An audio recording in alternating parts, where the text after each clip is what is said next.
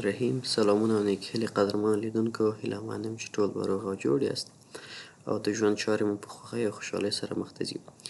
درنو لیدونکو، موږ او تاسو په تېرو لکچرونو کې د مختلفو ابزارو په استفادې مواربو باندې پوه شلو، لکه د مثال په ډول سلیکشن ټول، د بکګراوند لرې کول او دغسې نور موضوعات. په ننني درس کې راځم یو له ډېرو مهمو مواردو څخه چې هغه عبارت دی د فلتریشن څخه یا د فلتر څخه. غواړم په فلتر کې له تاسو سره بحث وکړم. ګرچې فلتر ډېر یو لوی موضوع ده، شاید یو څو ویډیوګانو کې مونږ هغه مهم موارد تاسو ته تشریح کړم، ولې نه کېږي زموږ او ستاسو دغه ویډیوګانې باید د ظرفیت ونه لري چې هر یو فلتر په هکله راشو بیل بحث وکړو، خو یو هغه مهم موارد کې تاسو ته بحث کوم او پرې پوهېږو. نو موږ او تاسو دغسې یو تصویر خلاص کړو چې دلته موږ او تاسو د فلتر په برخه کې یو لوی لیست لرو چې مختلف فلترونه دي.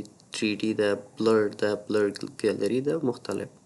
خو زه راځم د فلتر ګیلري په واسطه دې باندې کلیک کوم. تاسو وګورئ موږ او تاسو ته دغسې یو فلتر ګالري خلاص شو چې دا اصل ده.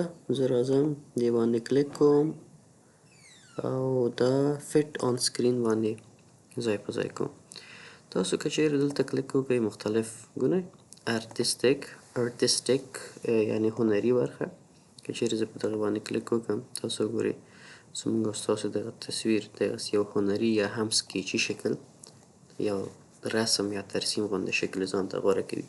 که چیرې زه راشم د کټ آوټ باندې کلیک وکړم تاسو وګورئ تصویر دغسې بدلیږي. همدغسې په هر یو باندې که چیرې زه کلیک وکړم مختلف ډیزاینونه ځان ته غوره کوي او مختلف حالتونه ځان ته غوره کوي. بیا دغلته موږ تاسو ته یو څو آپشنونه ورکوي چې موږ تاسو شدت په واسطه مثلا سټروک سایز یې څومره باید وي، سټروک ډیټایل باید څومره وي، سافټنس او هارډنس یې څومره وي. دا ټول هغه موارد دي چې موږ تاسو کولی شو ورنه په مختلفو مواردو کې استفاده وکړو پوه شلو. مثلا دلته موږ تاسو سره یو بل مختلف ډیزاینونه او شیپونه دي چې موږ تاسو استفاده کولی شو. که چیرې له دوی څخه نو استفاده کوئ بروش سټروک په واسطه تاسو وګورئ دا د بروش سټروک برخه ده چې دغسې موږ تاسو ته بیا ډیزاینونه کوي. که چیرې د نفس څخه نوع کوئ دغه برخه کې سکیچ، عموما سکیچي برخه نه ډېر خلک استفاده کوي. موږ تاسو ته د سکیچ په شکل ښکاره کیږي او کولی شو له دغه ټولو برخو څخه استفاده وکړو. داسې که چیرې تاسو غواړئ یا دغسې یو شکل که چیرې غواړئ ورته ورکړئ. همدغسې سټایلس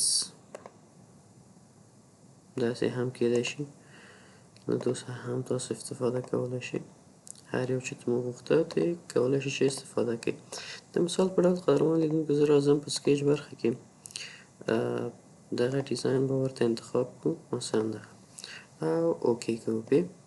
تاسو وګورئ زموږ او ستاسو تصویر هماغسې یو شکل ځان ته غوره کړ کوم چې موږ او تاسو هلته انتخاب کړی و. که چیرې غواړو بیرته له دې څخه شاته تګ وکړو فقط یو کنټرول زیډ وهو بیرته شاته تګ کېږي. خو یو خبره چې باید تاسو ته وکړم، مثلا تاسو یو فلتر ورکړه، راځو فلتر ګیلري ته موږ تاسو د مثال په ډول دغه بیرته په فټ آن سکرین باندې راوړم. مثلا موږ تاسو دغسې یو فلتر ورکړ، زموږ او ستاسو تصویر که چیرې اوکې وکړو او دا سیف کړو نو یو ستونزه رامنځته کېږي چې زموږ او ستاسو تصویر به همدغسې شکل کې قرار ونیسي او که چیرې بیا ځلې موږ او تاسو خپل اصلي تصویر ته غواړو لاسرسی پیدا کړو موږ به ستونزې سره مخامخ کېږو او زموږ او ستاسو اصلي تصویر له منځه ځي. نو هغه دپاره موږ او تاسو راځم زه یو کنټرول زیډ اخلم.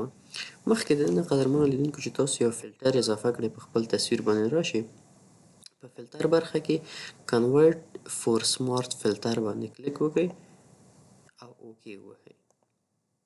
تاسو وګورئ کوم خاص تغییر رانغی زموږ او ستاسو په دغه تصویر کې، خو دغلته یو فلتریشن یا هم هماغه کنورټ برخه کې یو څه رامنځته شوی. که چیرې اوس زه راشم په فلټر برخه کې فلټر ګالري باندې زه کلیک وکړم، مثلا سکیچ برخه کې زه دا فټ ټو سکرین باندې کلیک وکړم،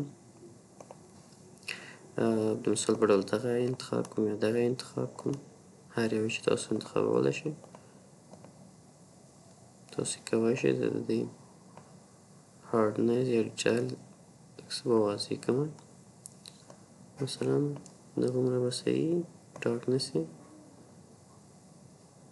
مثلا دغومره ډارکنس به ورته ورکړم، دې باندې به اوکې کړم. تاسو وګورئ قدرمن لیدونکي، که چیرې تاسو غواړئ چې یو وخت د خپل تصویر چې کوم فلټر مو ورکړی دی په کار مو نه راځي، فقط دلته راشئ په سمارت فلټر باندې کلیک وکړئ، دا آف کړئ او ستاسو خپل تصویر ورکوي. نو دغه قدرمن لیدونکو زموږ او ستاسو د نن ورځې لیکچر په راتلونکو لیکچرونو کې به هم د فلټر په برخه کې مفصلا بحث به وکړو. نو په آخره کې له تاسو هیله کېږي چې زموږ یوټیوب چینل درسره سبسکرایب کړئ او له نورو ملګرو سره شریک کړئ. ښه وخت